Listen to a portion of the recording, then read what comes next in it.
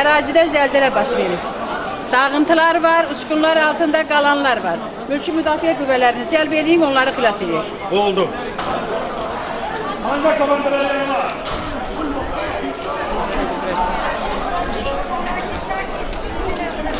Deməli. Sana mülki müdafiə dərəcəsinin rəsmi oldu. Takımın komandiri Yangın manga komandiri mülki müdafiə qərargah səhəsinin müavini, mühafizə komandasının, mühafizə mangasının komandiri Nurmandan. Qarta mangasının komandiri Kələşov. Sanitar post komandiri Hüseyin. Deməli, ərazidə, məktəbimizdə zəlzələ hadisəsi baş verib. Sütunla dağıntılar var, sütunla dağıntılar altında qalanlarımız, xəsarət alanlarımız var. Deməli, xilas edicilər əraziyə girir və sakinlərin evakuasiya olmasına kömək göstərir. Yanğın söndürmə manqası, siz hər an hazır olursunuz. İsmail Asayişin manga komandiri, ərazinin tez asayiş alırsınız. Rabitə komandiri, sanitar post komandiri, sanitar post komandirinin asayişine kömək edirsiniz. Və ərazi əlaqə sağlıyorsunuz. Getdik. Mühafizə.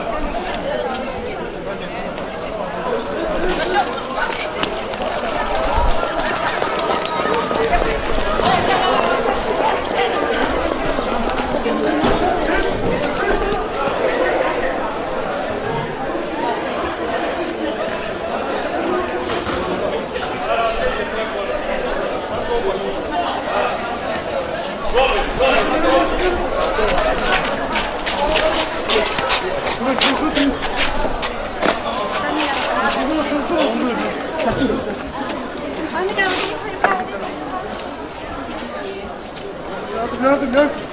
Yakınlaşın. Yardım. Stamina. Xilas edicilər yerinizə. Gördünüz mü?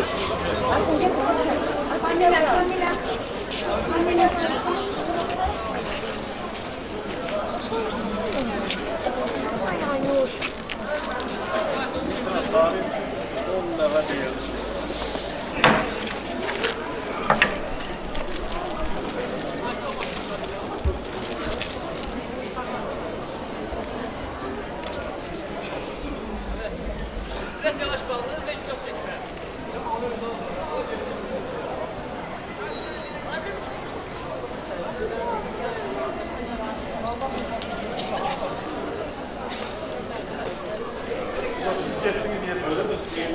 Yerimizde. Kendimizi yerimizde saçıyoruz. Yaram yaşında var, dərəcəsinin rəsmi oldu. Burası mangası. Manga komandıra yanma. Manga komandıra, deməli ərazidə yanğın hadisəsi baş vermişdi, yanğın söndürmə mangası. Təcil evakuasiya olsun, həmin yerə xilas etmə mangası, həmin yerdə yararlar varsa, tüm məntəqəsinə çatdırılsın, rabitə mangası. Əlaqə sağlayın, farklı orqanlarla, mərcəlik. İsmail Asayiş'i koruyan komanda, manga komandiri. İsmail Asayiş'in bərpa olması təmin edin. Oldu. Muhafizə təmin elə.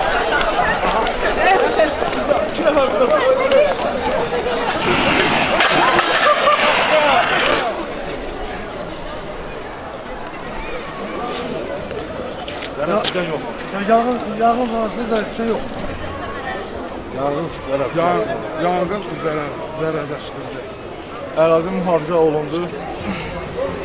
Baş vermiş yağın barəsində dərhal aidiyyət orqanlarına məlumat verildi. Yangında zərər çəkən yox idi. Deməli, manga komandira bir daha deyirəm, ərazidə hər hansı bir fövqəladə hal baş verərsə dərhal öz yerinizdə olun. Oldu. Geriyə dön, öz yerinizə addımlamaq.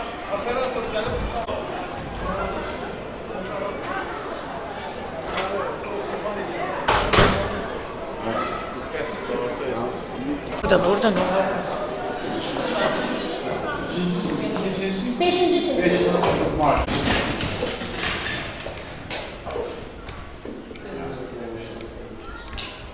İngilizce inşallah. Nece okuyorsunuz? Bugün nədir idi məktəbdə?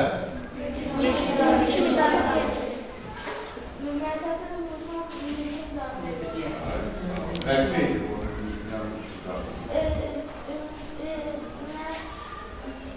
Mülki müdafiə məqsədləri nədir uşaqlar? Mülki müdafiə. Davam edin.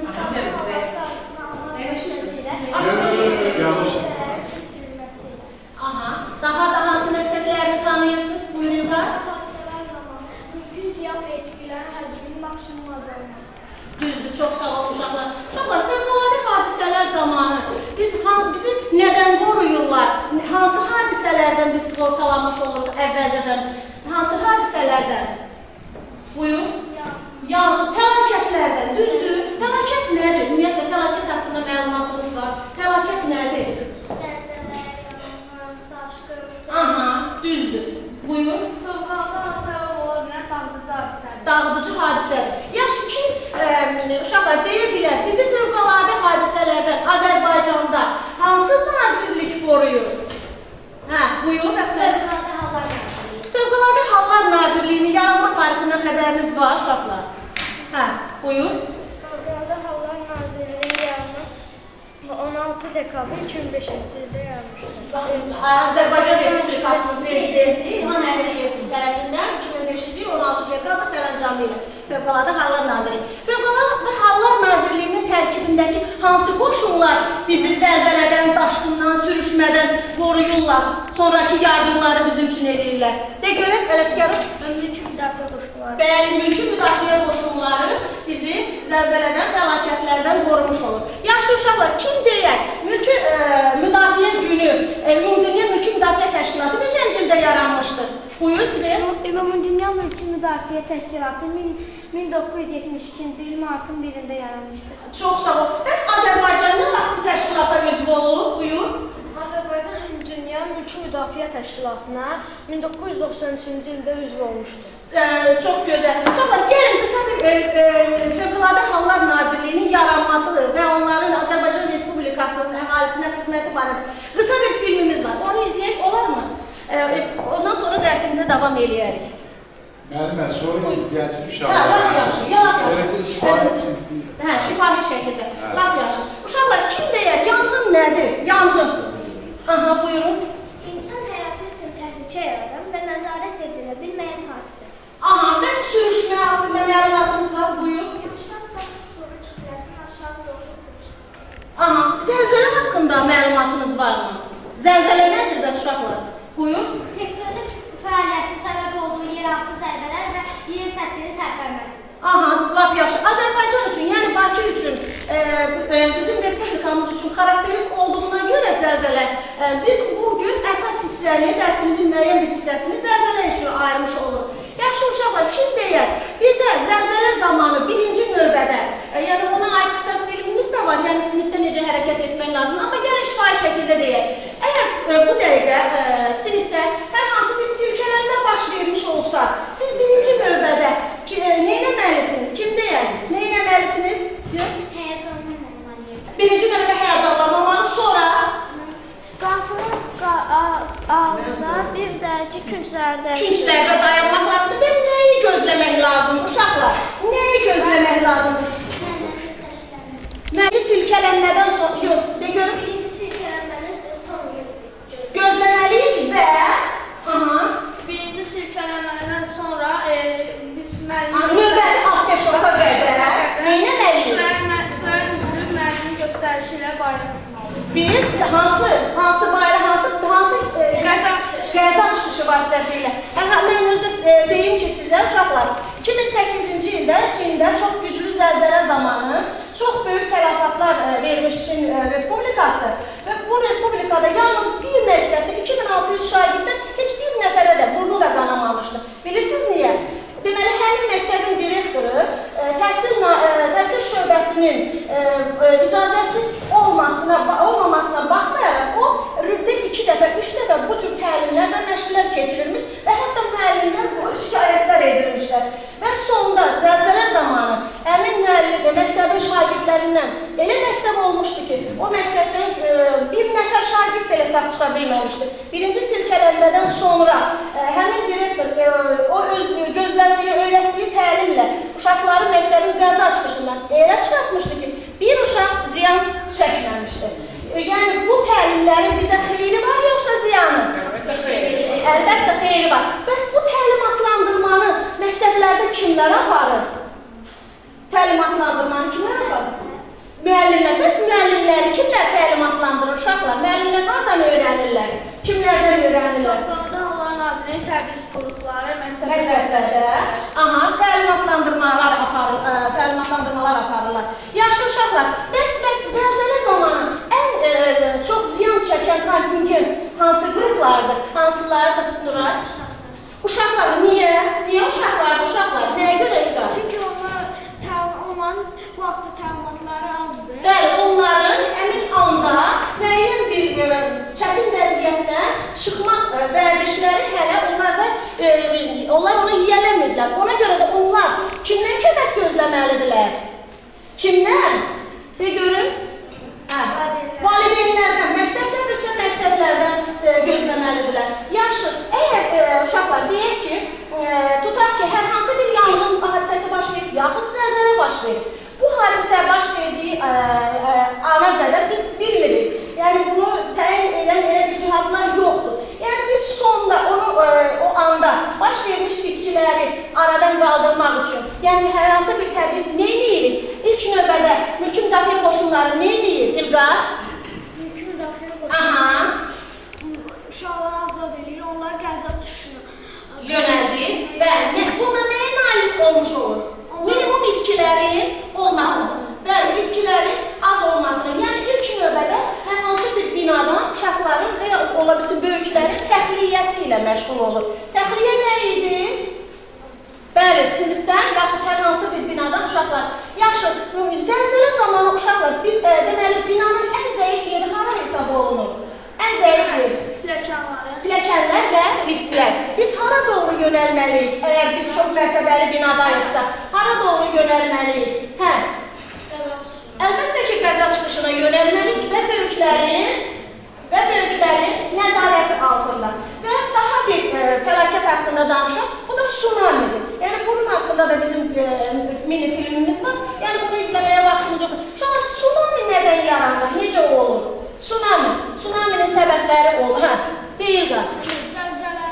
Bəli, zəlzələdən baş verə bilər. Sonra meteoritlər dənizin ortasına düşərək su səviyyəsi qalır. Su həcmini artırarsa, yaxşı. Bəs, bəli, Bir hissəsinin daş parçalarının meteorit, bəli, meteorit izah edir ki, meteorit göy cisimləridir və onlar yerə doğru hərəkət edərkən, onların kiçik hissəciklər sürtünmə nəticəsində alışaraq havada qalır, amma böyük hissəciklər yerə doğru hərəkət edir. Bildiyiniz kimi, o 1908-ci ildə Rusiyanın Sumiki rayonunda belə bir hadisə baş vermişdi. 6000 kvadrat kilometr ərazi meşə zolağı yanaraq məhv olmuşdu.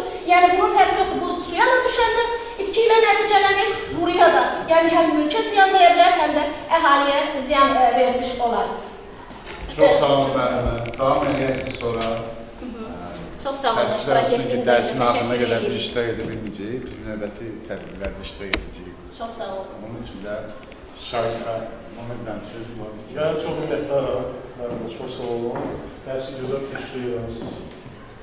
Uşaqların hiss olunur ki, bir səviyyələrə daşır. Düzdür, mülki müdafiə və uşaqlara bir sual verirsiniz ki, kimlər tərəfindən təlimatlandırılır. Sizlər də rayon ərazisində, rayon şöbəsi tərəfindən 3 günlük ustalarınız və orada sizə təlimlər, dərslər keçirilir. Və siz də artıq yerlərdə 2-5-6 siniflərdə dərsləri sinif rəhbəri olaraq keçirsiniz. Çox gözəl, minnətdaram. Sizə uğurlar, can sağlığı. Hiss olunsun ki, mülki müdafiə var. Ancaq sizin qapı mənim xoşuma gəlmir. Nə? Qapı söyləsin ona etsəydik. Söyləsin? Söz, mən özü istəyirəm. Mənim sözüm bu qədər. Təşəkkür ederim. Gəldiyinizə iştirak edin. Əhalinin birində dayandığınıza görə təşəkkür ederim. Dərslərinizdən yaxşı oxuyun. Yardım etməyə nəzərdən söyləsin. Sağ olun, uşaq. Sağ olun. Təşəkkür ederim. Sağ olun. Buyurun.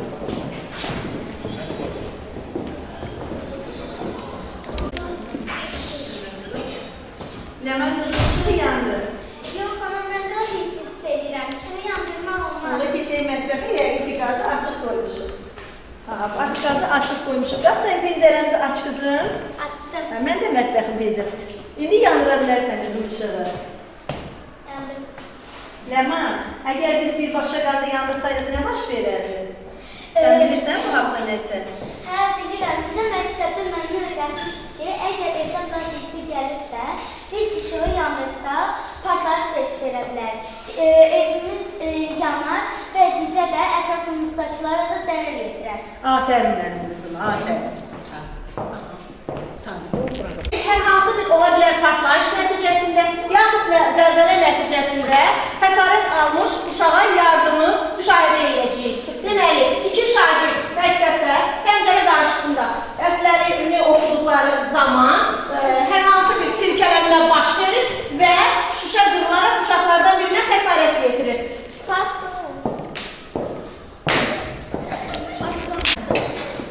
Ne oldu? Açayım.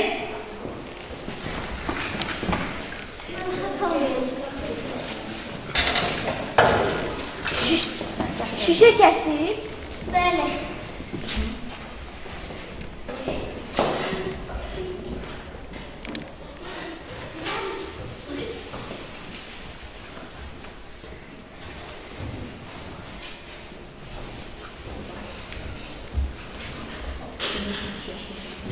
Buz gətirdim, buz. Hər şeydən onlara qoyub.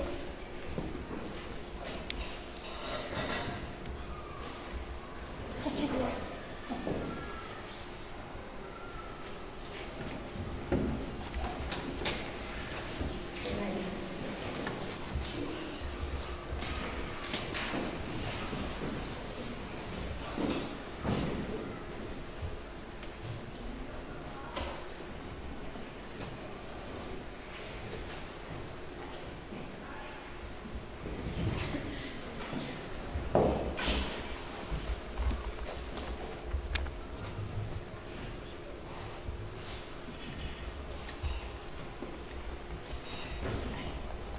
Həkim ilk növbədə hansı bir yardımı göstərdi uşaqlar?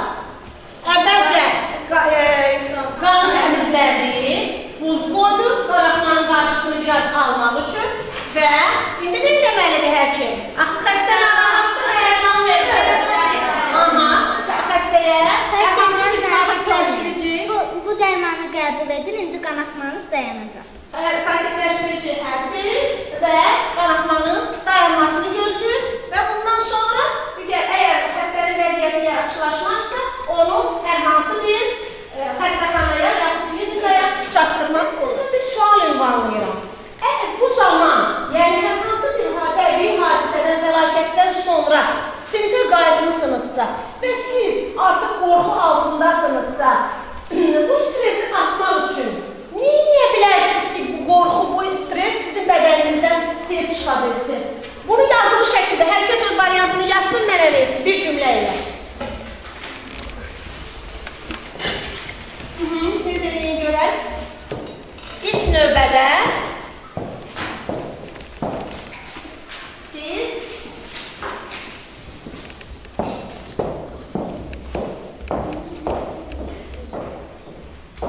nə eləməlisiniz ki, və yaxud müəllim sinifdə nə eləməlidir ki, şagirdlər müəyyən bir vaxt bundan əvvəl baş vermiş hadisənin stresini atmış olsunlar. Bəli, Rəqsanə yazıb ki, su içməliyik, Nicat yazıb ki, əl üz yumaq lazımdır soyuq su ilə. Aysel yazıb ki, yenə burada soyuq su, hamınız nə oldu elə soyuq suya verirsiniz? Yenə də həmin variant, başqa bir variant yoxdur. Su ilə atı keçmir uşaqlar. Yox, deyil. Sonra yenə də başqa bir variant yoxdur.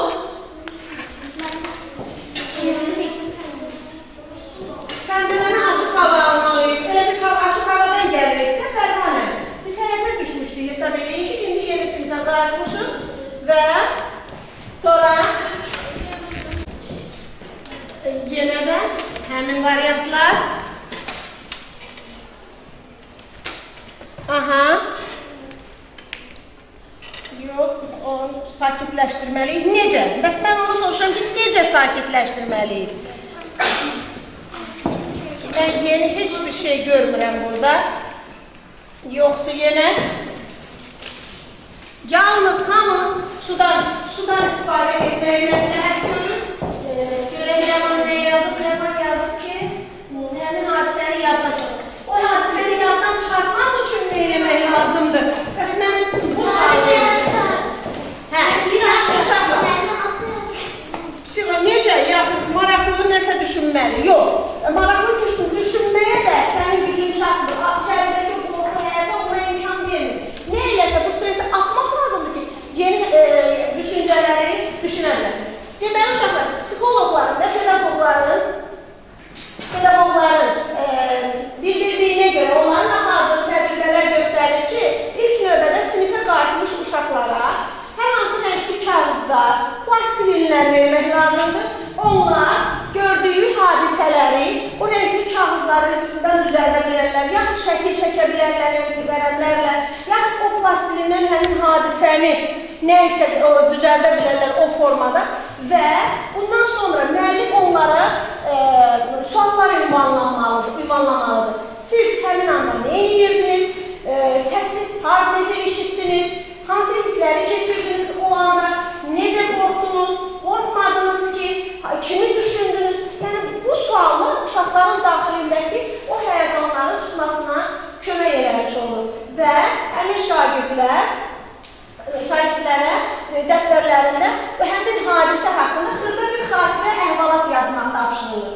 Ki, bu barədə öz fikrinizi yazın. Oturmuşdum, nə baş verdi, necə oldu? Bax, bunu həmin hadisəni, fəlakəti təsvir etsinlər orada. Və bundan sonra sinifdə həmin şagirdlərin hər birinin yazdıqları oxunur. Oxunandan sonra uşaqlar hamısı artıq aydın olur ki, bunlar hamısı eyni hissləri keçirirlər və artıq o hadisə keçib gedir və yeni fikirlərlə yaşamaq lazımdır. Artıq olan olub, keçən keçir. Deməli, həmin gün müəllim ev tapşırığı verməməlidir şagirdlərə və şagirdləri biraz sakitləşmək üçün həmin gün, yaxud sabahsı günü yenə də, hətta görərsək ki, uşaqların hər hansı bir həyəcanlı qorxusu keçməyirsə, nəsə biraz fikirləri yayılırsa, yenidən pedagog sinifdə o barədə suallar verməli, sual-cavab aparmalı və sonra yavaş-yavaş tədricən tədris prosesinə keçməlidir. Yaxşıdır, bu ağlamadan variantımı siz necə qəbul edirsiniz, de görüm. Bəli, əlbəttə, Musa, sən necə baxırsan bunu? Nəyə görə? Yəni, şəkil çəkməklə. Bəli, şəkil çəkməklə insan öz stresini atmış olur. Biləməm buyur. Aha, lap yaxşı.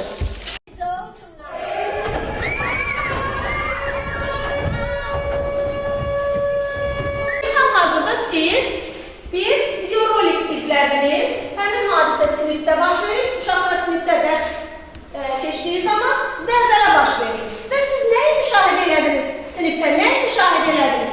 De görün, Nicat.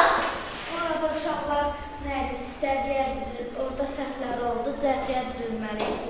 Bəli, onlar nə elədilər? Mədilər? Təlaşa düşdülər və hərəsi bir tərəfə dağıldı.